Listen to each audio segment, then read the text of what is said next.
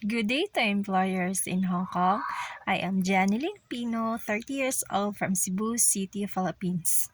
I am a mother of two children, ages 4 girl and 9 boy. I am a high school graduate in Kanduman National High School. My height is 154 centimeter while my weight is 56 kilogram.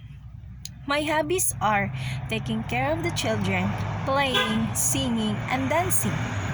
I work as a helper here in the Philippines in year 2012 to 2013 and served two members of the family including one child ages 1. And in year 2017 to 2019, I served four members in the family including two children twins ages 3. My duties are taking care of the kids, doing the laundry, washing the dishes, car washing, and cleaning the house. And I have lots of experience of taking care of a newborn baby, a toddler, or a children.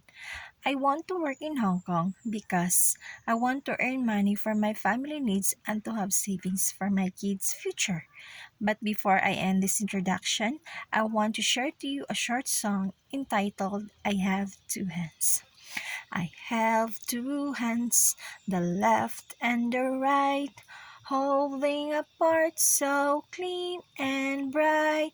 Clap them softly, one, two, three. Clean little hands are good to see. Thank you.